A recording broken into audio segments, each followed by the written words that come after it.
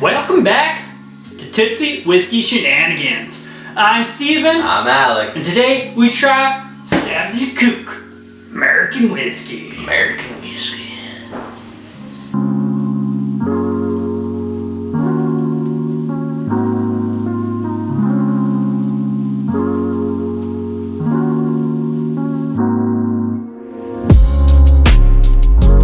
Here we go. Are you ready? This is Savage & Cooke American Whiskey. This is a American whiskey that has actually been aged in a finished wine barrel that's composed of 10% Greenwich, about 70% Cabernet, and then about 20% Zinfandel. So it's got a little bit of a wine finish, obviously, and comes in at about 44% alcohol by volume. But it looks like it's going to be an interesting little bottle to try, and we're going to see how it goes.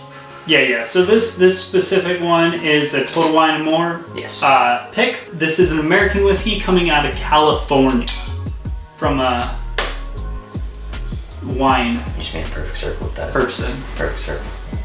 Yeah, the people who make this make wine. All right, so going in onto the nose, it's really light. Yeah. Still not super whiskey. duper aggressive. Like, it's a super light whiskey. Definitely smells fruity. a little fruity, yeah. Some sweet fruit. Kind of acidic in a way. Like, not completely, but a little bit. Yeah. Yeah, a little like citrusy fruit.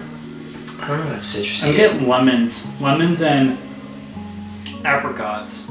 I just got apricots actually, for sure. But I don't know. For me, it's just got that kind of... There's a weird grassy note too. You mean grassy? Yeah, like grass. Like, think fresh cut. I was thinking more like, I don't know if this isn't right, but like trees, like fresh, like a sap on trees kind of thing. I don't know what sap on trees smell like, so maybe. It's sweet, you know? Yeah, Sweet, it's, like, it's floral. It's sweet, floral, fruity, Yeah. a little bit of like weird funky oak in the back, and onto the palate.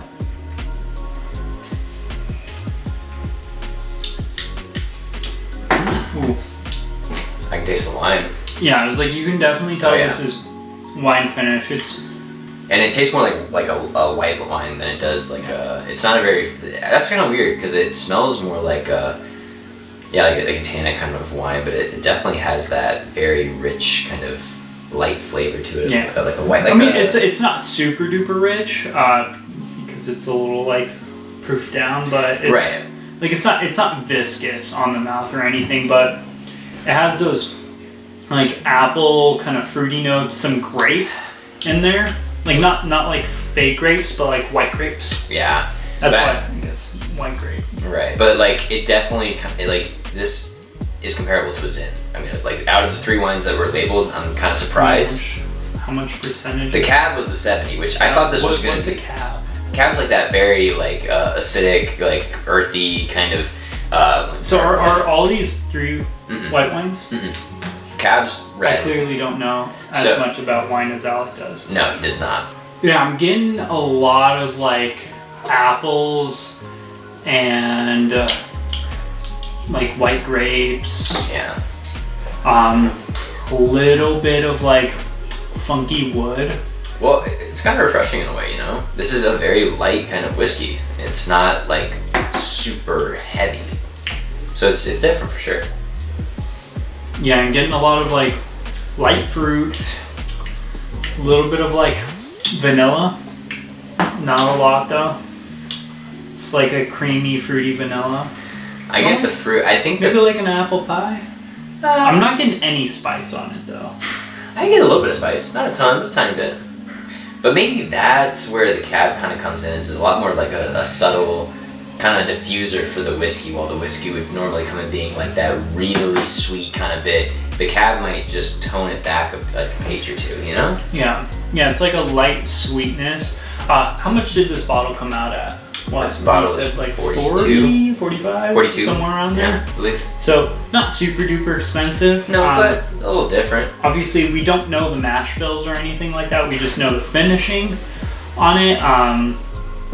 But yeah, it's like a easy sipping, light kind of fruity. If you like wine, it definitely brings wine to the table. like a funky kind of tannic note at the end there Yeah, that I almost attribute to like kind of like a leathery taste, but not really like a super toned down, like muted leather.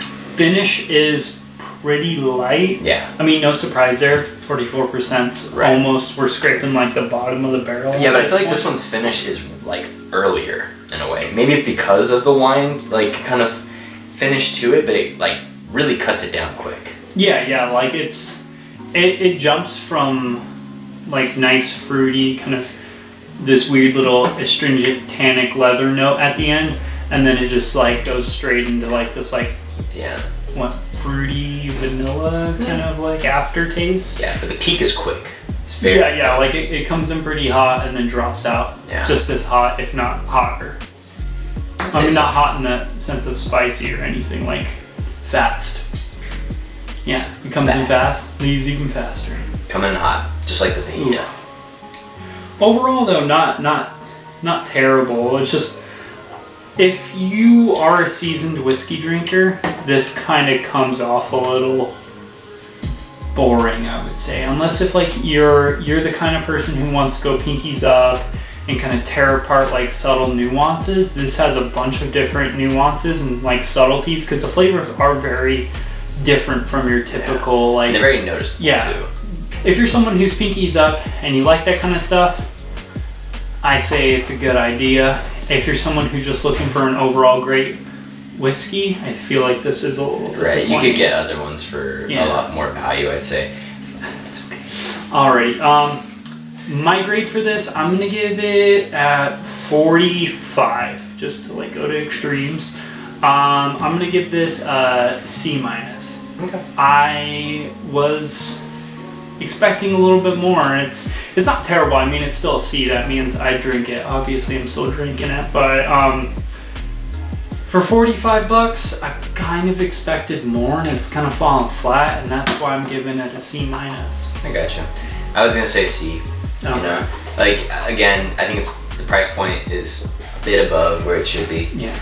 The flavors are great, and killer bottle though. Yeah, I was gonna say the aesthetic is also really cool. It's just that if you wanted a whiskey that was gonna be more for whiskey, it's not necessarily the bottle, but it's a bottle that if you want to get out there and change your style a bit, not a bad way to go. Yeah. Well, I think that's it for us here. Please do us a favor. Like, comment, subscribe. Let us know what you thought about this whiskey and this review. Until next time. Until next time. Cheers. Cheers.